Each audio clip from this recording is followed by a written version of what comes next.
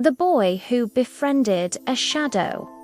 Oliver had always been a little different, not in a bad way, just the kind of different that made people tilt their heads and say, He liked quiet corners, talking to ants, and watching how sunlight moved across the floor like it was telling a story.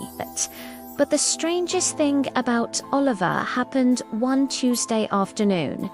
That was the day his shadow waved at him. At first, Oliver thought he'd imagined it.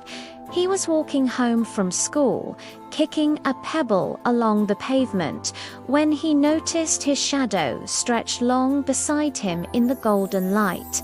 He stopped. His shadow did not. Instead, it lifted its arm and gave a small, wiggly wave. Oliver blinked. "Hello," he said. The shadow nodded. Oliver looked around quickly. No one else seemed to notice. Cars passed, birds chirped, and Mrs. Jenkins watered her flowers. "You're not supposed to do that," Oliver whispered. The shadow shrugged. That evening, Oliver sat in his room with the lamp on. His shadow rested quietly on the wall behind him. "Can you do it again?" Oliver asked. Slowly, the shadow lifted both arms and did a little spin. Oliver gasped, then grinned. And just like that, they became friends. Over the next few days, Oliver discovered that Shade was full of personality. Shade loved to dance when Oliver played music. Shade made funny shapes on the wall dragons, rabbits, even a wiggly octopus. And sometimes, when Oliver felt nervous, Shade would puff itself up big and strong, like it was saying, "You've got this." At school, things were still tricky. Oliver didn't always know what to say to other children, and sometimes he felt like he didn't quite fit in. During a spelling test, when Oliver felt his hands start to shake, he glanced down. His shadow gave him a thumbs up. When he tripped during playtime, Shade exaggerated the fall so dramatically flailing arms, and all that Oliver couldn't help but laugh at. "You're funny," Oliver whispered. Shade bowed. One day, something unexpected happened. Clouds covered the sky. At first, Oliver didn't think much of it. But as the day went on, he noticed something was wrong. There was no sunlight, and without sunlight, there was no shade. Oliver stood very still in the school playground. He turned in circles, searching. Nothing. "Shade," he said quietly. No answer. For the first time in days, Oliver felt completely alone. That afternoon, Oliver didn't kick his pebble.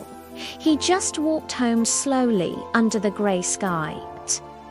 "What if Shade's gone forever?" he muttered. His chest felt tight. But then, just as he reached his front door, something flickered. A faint shape appeared at his feet. Oliver's face lit up. "You're still here." Shade gave a small, wobbly wave. Not as strong as before, but still there. Oliver thought for a moment. Then he rushed inside. That evening, Oliver gathered every lamp, torch, and nightlight he could find. He set them up all around his room. One by one, he turned them on. Light filled the space, and on every wall, stretching and shifting and dancing, was Shade stronger than ever. "You don't need the sun," Oliver said with a smile. "We'll make our own light." Shade twirled happily. The next day at school, Oliver had an idea. During art class, he raised his hand. "Can we do shadow puppets?" The teacher smiled.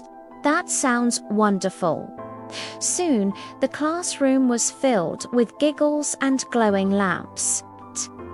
Oliver showed them how to make a dragon, and when his shadow added an extra flourish, just a little tail, Flick Oliver smiled. For once, he didn't feel different in a lonely way. He felt different in a special way. That night, as Oliver lay in bed, Shade stretched softly along the wall beside him. "Thanks for being my friend," Oliver whispered. Shade gave one last gentle wave, even in the dark, even on cloudy days, even when things felt uncertain. He was never truly alone. Because sometimes the best friends are the ones who are always right beside you, even if they're made of shadows.